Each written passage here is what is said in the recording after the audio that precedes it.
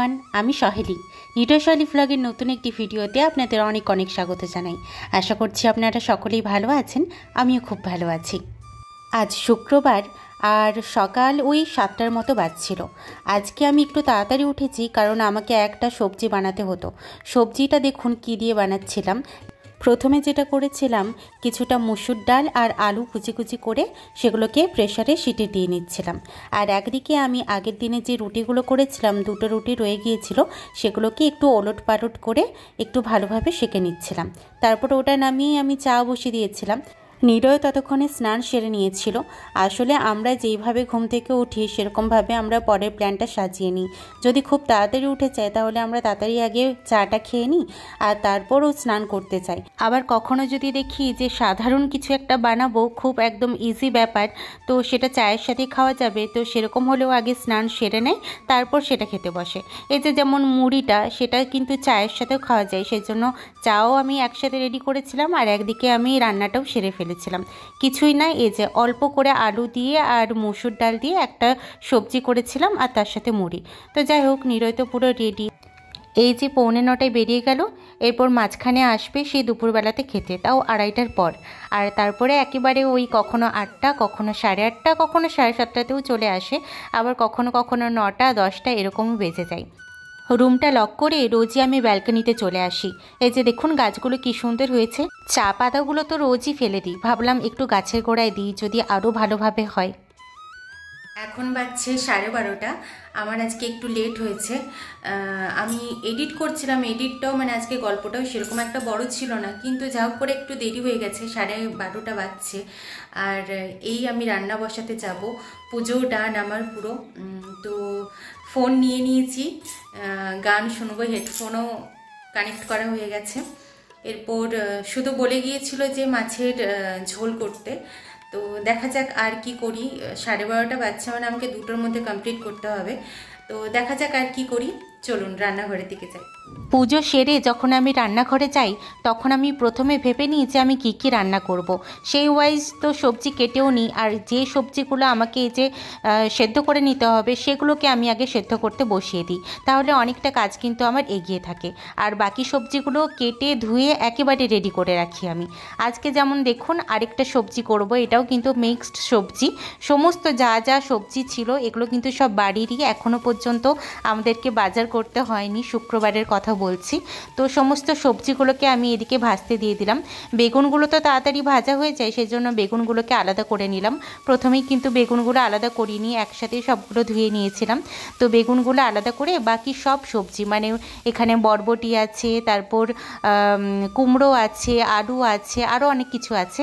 আর তার সাথে আমি একটু ফুলকপি তো দিয়েছিলাম, তার সাথে একটু বাঁধাকপিও দিয়ে দিলাম, যেটা আমি কাটতে ভুলে গিয়েছিলাম প্রথমে, তো পরে কেটে আবার একসাথে বসিয়ে দিয়েছিলাম। আর এখানে যা যা পেঁয়াজ, তারপর রসুন, আদা সব লাগবে সব কেটে নিয়েছি। আর যে বাকি পনিরটা ছিল সেটার জন্য কিন্তু আমি ক্যাপসিকাম আর একটু বড় বড় করে, যেমন দো পেঁয়াজ আর যে পেঁয়াজগুলো কাটা হয় সেরকমভাবে পেঁয়াজও কেটে নিয়েছি। আজকে অন্য টাইপের একটা রেসিপি বানাবো ভেবেছি, দেখা যাক কতটা ভালো পারি, কারণ অল্প সময়ের মধ্যে করতে হবে আর অত ইনগ্রেডিয়েন্টসও নেই যে আমি বিশাল একটা সুন্দর করব, সেটা বারবারই বলি। তো যাই হোক, যেটা পারবো সেটাই আমি বানিয়ে খাওয়ানোর চেষ্টা করি সবসময়, একটু নতুনত্ব আনার চেষ্টা করি ঘুরিয়ে ফিরিয়ে হলেও। তো দেখা যাক। কথা বলতে বলতে কিন্তু দেখুন আমার কিন্তু একটা সবজি রান্না করা হয়ে গেল। এখানে কিন্তু আপনাদের সাথে মেশ লাইফের আরেকটা ঘটনা শেয়ার করি, কারণ কথা বলতে বলতে ওই ঘটনাটাই মনে পড়ে গেল। তো আমি যখন মেশে রান্না করতাম তখন তো এত সবজি রান্না করতাম না, যে কোনো একটা সবজি করতাম, আর নয়তো মাছ বা ডিম থাকলে ডিমটাই বেশি খেতাম, তো ডিম ভেজে নিতাম, নয়তো ডিম সেদ্ধ করে নিতাম ভাতের সাথেই, তো সেটাই একদম মেখে খেয়ে নিতাম, বেশি কিছু করতাম না। যদি কখনো কিছু সবজি রান্না করতে ইচ্ছে হতো বা চিকেন করতাম, তখন না আমি ভীষণভাবে বসে কষিয়ে কষিয়ে রান্না করতাম, মানে একটা সবজি রান্না করতাম সেটা হয়তো আমার অনেকক্ষণ সময় লাগতো। তো আমাকে মেশে যেই বলতো, মানে যে দেখতো ঘটনাটা, সে বলতো যে সহেলিদি তো, বা সহেলি যে যেমন সম্পর্ক হয়, তো সে বলতো যে কত বসিয়ে বসিয়ে রান্না করে ধীরে সুস্থে, যেন কোনো কাজ নেই, যেন কোনো তাড়া নেই। আর সত্যি আমি রান্না করতে বসলে না কোথাও একটা হারিয়ে যেতাম, মনে হতো ওটাই আমার হয়তো আসল কাজ, আমার যে এরপরও আরও কাজ আছে, বা আমার না কোনো জিনিসে না ভীষণ তাড়াহুড়ো নেই, হচ্ছে ব্যাপারটা, কিন্তু যেটা করব সেটা যেন মন দিয়ে করি। তো তখনের দিনের আমি আর এখনের দিনের আমির মধ্যে কিন্তু অনেক তফাৎ। তখন যেমন কোনো তাড়া ছিল না বা নিজের কোনো অতটা টেস্টও ছিল না, যে যেমনই হোক না কেন আমি তো নিজে খাবো, শুধু রান্না করতে ভালো লাগতো সেই মুহূর্তে, কারণ তখন প্রথম প্রথম রান্না শিখেছিলাম। তো বেশ ভালো লাগতো, একা একা রান্না করে খাচ্ছি, সেটা যেন আমার কাছে একটা বিশাল বড় ব্যাপার ছিল। সেই জন্য না ওটা বেশ উপভোগ করতাম আমি। আর এখন আমি উপভোগ করার থেকেও আমাকে তাড়া থাকে যে মানে ঠিক টাইমে দিতে পারবো কি না, ভালো টেস্ট হবে কি না। তো আমি সেটাই অবাক হয়ে যাই নিজেকে দেখে, যে তখন আমি কিভাবে রান্না করতাম আর এখন অল্প সময়ের মধ্যে আমাকে কত কিছু রান্না করতে হচ্ছে, এবং এটাও আমাকে মেনটেন করতে হচ্ছে যেন কম তেলে রান্না হয়, ঠিকঠাক যেন রান্নাটা হয়, খেতে যেন পারে। মেয়েদের জীবনটাই অদ্ভুত, তাই না? প্রথম থেকে তো কিন্তু মেয়েরা কিছুই শিখে আসে না, মেয়েরাও যে জায়গায় থাকে ছেলেরাও কিন্তু সে একই জায়গায় থাকে। তো আস্তে আস্তে নিজেদের ইচ্ছেতে অনেকে শেখে, তারপর অনেকে চাপে পড়ে শেখে। তো আমাকে সত্যিই বলছি, আমাকে কখনো বাড়িতে রান্নাঘরে ঢুকতে হতো না। আমার মা কোনোদিনও আমাকে বলেনি চল তোকে আজকে এই রান্নাটা করা শেখাই, বা মা কখনো বলেনি দেখি তো তুই এই রান্নাটা পারিস কি না, তুই নিজে নিজে করে আন। আমাকে কখনো এইভাবে বলেনি। আমার দিদির প্রথম থেকে একটা ন্যাক ছিল রান্নার প্রতি, তো সেজন্য ও ছোটোর থেকেই বেশ ভালো, মানে নিজে জোর করে করে শিখতো। মা বারণ করলো, বকা দিত, তবুও শুনতো না, নিজে নিজে রান্না করতো, কিন্তু আমি রান্নাঘরে ঢুকতামও না।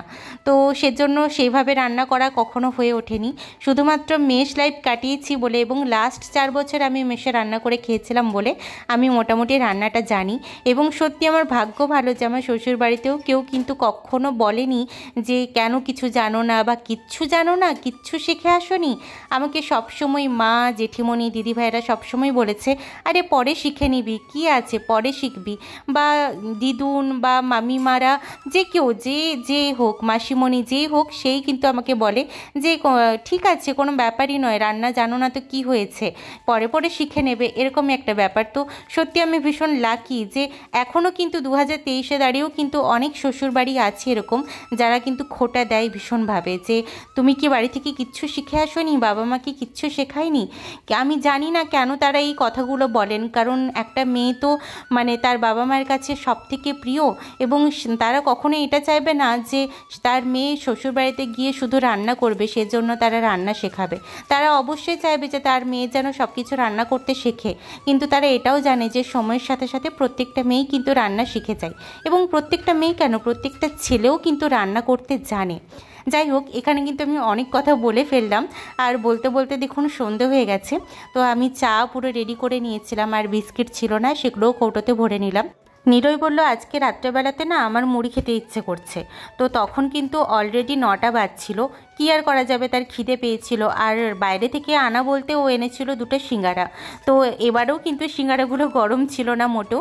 তো আমি ভাবলাম যে আমার তো রুটি হয়ে গেছে, তো তাওয়া তো গরমও আছে, আর তাওয়া তো আমি ধুইনি এখনও, তাহলে আমি এক কাজ করব, এগুলো একটু গরম করে নেব। তো সেগুলো গরম করার আগে আমি 2টি ঝুড়ি ভাজা দিয়ে দিচ্ছিলাম, আর চাটা নিয়ে গিয়ে ওকে দিয়ে এলাম। প্রথম প্রথম না আমি সন্ধেবেলায় কিছু হলেও খেতাম, কিন্তু এখন আর খেতে ইচ্ছে করে না, একা একা মনে হয় কি খাবো প্রথম কথা, দ্বিতীয় কথা হচ্ছে ও কিছু খায়নি আমি কি করে খেয়ে নেবো, এরকম একটা ব্যাপার চলে। সেই জন্য ভাবি যে একটু পরেই তো চলে আসবে, তাহলে একসাথেই খাবো। আরেকটা কারণ আছে, আমি তো এডিট করি, মানে ভ্লগটা তখন ভয়েস ওভার দিই, তো সেজন্য না আমার খিদে পেলেও আমি তখন বুঝতে পারি না, এতটাই ঘরে থাকি।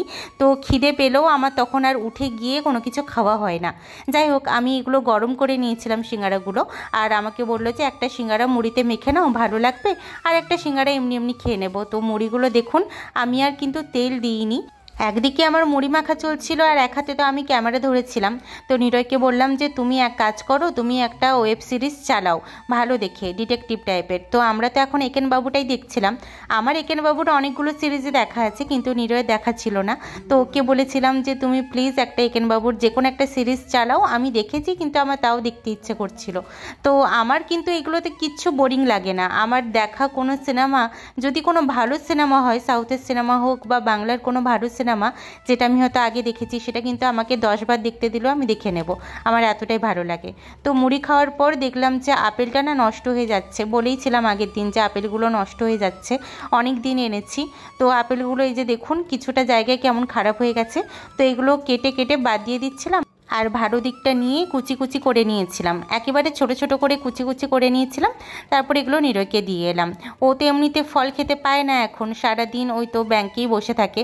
আর আমি ওকে বলি যে তুমি একটা খেয়ে যাও দুপুরবেলাতে, তো ও কিছুতেই খেতে চায় না। তো ভাবলাম যে এই সুযোগ, আপেলটা রয়েওছে, ওকে দেওয়াও হয়ে যাবে। মোটামুটি আমাদের দুজনের পেটও ভরে গিয়েছিল আর হাতের কাজও মোটামুটি শেষ। শুধু বাকি ছিল যে একটা সবজি করার, তো কি করব খুঁজে পাচ্ছিলাম না। অনেক ভেবে ভাবলাম যে ডিম তো রয়েছে অনেক, তাহলে ডিম দিয়ে একটা কোনো সবজি করে দিই। কিছুই না, অল্প একটুখানি আলু নিয়েছিলাম আর দুটো ডিমকে আগে ভেজে নিয়েছিলাম। ডিম ভাজা তো আমাদের দুজনেরই খুব ভালো লাগে। আর এই রেসিপিটা না আমার খুব ভালো লাগতো ছোটোর থেকে। বাড়িতে যখনই হতো তখন অনেকটা করে হতো। আমরা এমনিতেই তো বাটি নিয়ে খেতাম আগে, তারপর তো আবার রাত্রেবেলাতে খেতামই। আবার যদি রয়েও যেত পরের দিনও খেতাম। কিছুই ছিল না কিন্তু রেসিপিটাতে, ডিম আর আলু, ব্যাস আর কিচ্ছু নয়। শুধু একটু মশলা দেওয়া থাকতো, মানে পেঁয়াজ, আদা, রসুন আর একটু মশলা। সেগুলোই কিন্তু আমরা ভাই বোনেরা চেটে পুটে খেতাম, এত ভালো লাগতো আমাদের। তো আর আমরা এটাও কাউন্ট করতাম যে কার ভাগে বেশি ডিম পড়েছে। এটা কিন্তু সব বাচ্চারাই এটা করে থাকে আমার মনে হয়। মেসেও যখন কোনো সবজি থাকতো না অথচ ডিম আর আলু পড়ে থাকতো, তখন কিন্তু আমি এইভাবে রেসিপিটা করে নিতাম। তবে হ্যাঁ, মায়ের হাতের মতো তো আর করতে পারতাম না, এখনও আমি পারি না। আলুগুলো দেখুন পুরো ঘেটে গেছে। তো যাই হোক, মোটামুটি হয়ে গেছে আমার রান্না কমপ্লিট। কিছুই না কিন্তু এটা একদম হালকা রেসিপি, আর খেলেও পেটও ভারী হয় না, আর বেশি তেল একদমই লাগে না। অল্প তেলের মধ্যে এটা হয়ে যায়। আর রুটির সাথে তো এটা দারুণ লাগে, দুর্দান্ত লাগে। এটার সাথে যদি একটু কাঁচা পেঁয়াজ আর কাঁচা লঙ্কা নিয়ে নেন, তাহলে তো আর কিছু বলাই লাগে না। যাই হোক, আজকের মতো আমার রান্না বান্না খাওয়া দাওয়া সমস্ত কিছু কমপ্লিট। আর আমি খাওয়া দাওয়ার পরেই কিন্তু সমস্ত বাসন টাসন সব ধুয়ে দিই, তারপর সমস্ত রান্নাঘরটা ভালোভাবে পরিষ্কার করে নিই। আমি পরের দিন সকালের জন্য কিচ্ছু ফেলে রাখি না, কারণ পরের দিন সকাল থেকে আমার প্রচণ্ড তাড়া থাকে, মানে রোজই সকালবেলা ভীষণ তাড়াহুড়ো থাকে। সেজন্য আমি কিচ্ছু ওই বেসিনের মধ্যে ফেলে রাখি না, কারণ নিজেরই খুব কষ্ট হয়।